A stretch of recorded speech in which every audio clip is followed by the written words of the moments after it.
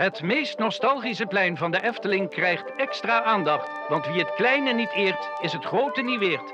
Ter ere van het creatief gedachtegoed en de verjaardag van Anton Pieck op 19 april... zet de Efteling het gezelligste oud-Hollandse plein van Nederland goed in de schijnwerpers. Herontdek de zweefmolen, nu met aapjes uit de originele schetsen van Pieck. Draai eindeloos rondjes in de vermolen carousel op een nieuw Pieckeriaans muziekstuk. En geniet van een ouderwets poppenspel in het heropende poppentheater. U voelt echt de sfeer van weleer op het Anton Pieckplein. Anton Pieck is nog steeds heel belangrijk voor de Efteling. De romantiek en de nostalgie die moeten vertegenwoordigd zijn en die zitten erin. Maar er wel met de ogen van nu naar kijken. Dus je moet altijd kijken van hoe zou ik het vandaag de dag maken op basis van dat ontwerp.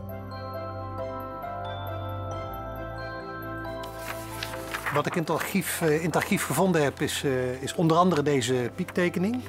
En die laat bijvoorbeeld zien dat de afbeeldingen met de cherubijntjes alleen in het hemelgedeelte zitten. En niet in de kolom. Van de cherubijnen bovenin zijn er aquarellen, maar die zijn zeer schetsmatig. Dus ik heb die allemaal beetgepakt en heb ze uitgewerkt naar een niveau waardoor een decorateur ze weer kan uitwerken naar een 1-op-1 formaat. En wat ik een heel leuk idee vond, dat was het uitwerken van de apen die op de molen zitten. En daar was alleen maar een heel vaag schetsje van. Ze zijn letterlijk gebaseerd op wat Anton Pieck getekend heeft.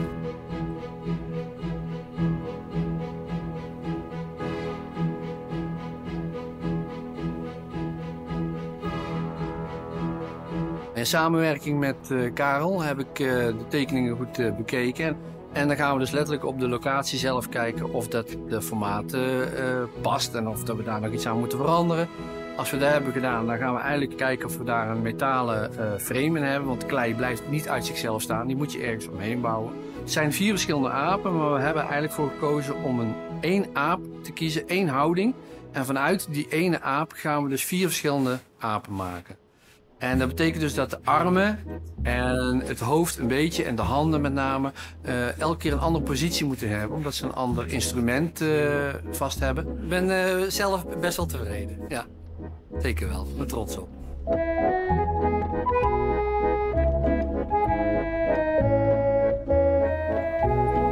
Met de heropening van het Pieckplein was ook de wens om het poppentheatertje open te maken. Het Anton Pieckplein is het hart van Marenrijk. En dat is de plek waar de nostalgie en de sfeer waarin het allemaal tot stand is gekomen en ooit begonnen is 70 jaar geleden, die komt hier het best tot uitdrukking. Wij vinden het heel leuk om juist iets te brengen op het Anton Pieckplein van vroeger. Het nostalgische poppenspel, echt met een poppenspeler met poppenkastpoppen aan zijn handen. Ja, wat vind je nou toch kinderen? Ja. En dat is heel laagdrempelig, maar dat heeft daardoor juist ook een charme die heel erg leuk past bij het Anton Pieckplein. Een plek die symbool staat voor hoe het hier allemaal begonnen is. Houtje touwtje, eenvoudig, laagdrempelig, maar oh zo charmant.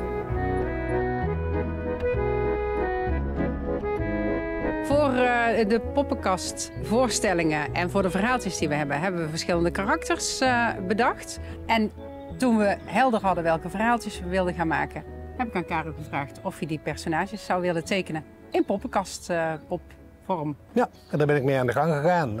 Ik heb me verdiept in wie die karaktertjes zijn, wat ze moeten doen. Een belangrijke rol in het theaterverhaal straks wordt weggelegd voor Aagje. Aagje is het aapje van August, de poppenspeler. En Aagje gaan we ook terugzien in de kleine zweef die we gerestaureerd hebben. Aagje was daar nooit op te zien en die hebben we toegevoegd, dus dat gaan we straks doen. En daarmee is het cirkeltje rond.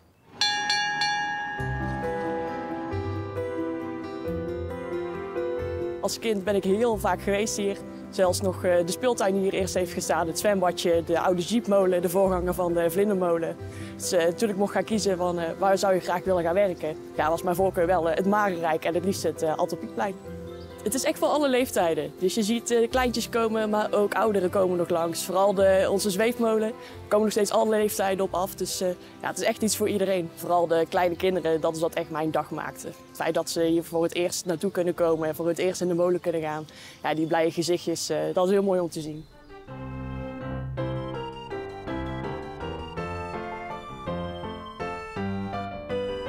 ik kreeg de hele mooie opdracht, kun je muziek maken voor de Vermolenmolen. De Vermolenmolen staat op het Anton Pieckplein. Alleen in die Vermolenmolen, daar wordt allerlei muziek afgespeeld. Allerlei niet-Efteling muziek eigenlijk. Dus nu was het idee om daar eens een uniek Anton Pieck thema voor te maken. En het liefst een Anton Pieck thema dat klinkt alsof het er altijd is geweest. Ik heb een stuk geschreven met piano in eerste instantie en dat opgebouwd uit verschillende lagen. Het begint natuurlijk met de hoofdmelodie, met het deuntje zeg ik altijd. Daarna heb ik het opgebouwd naar allerlei lagen die uiteindelijk worden verwerkt naar een draaiorgelarrangement. En dat doet iemand anders weer, een specialist daarin.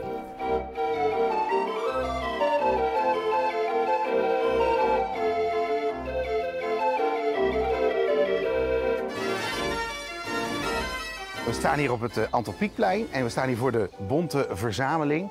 Dat is eigenlijk het huis van Toon en Bets. Maar straks bevindt zich daar een Anton Pieck tentoonstelling. En daar zijn ongeveer 27 werken die je eigenlijk niet verwacht van Anton Pieck. Zijn etsen, geïllustreerd werk, aquarellen. Dus echt, je zult de veelzijdigheid van Anton Pieck in het museum gaan zien.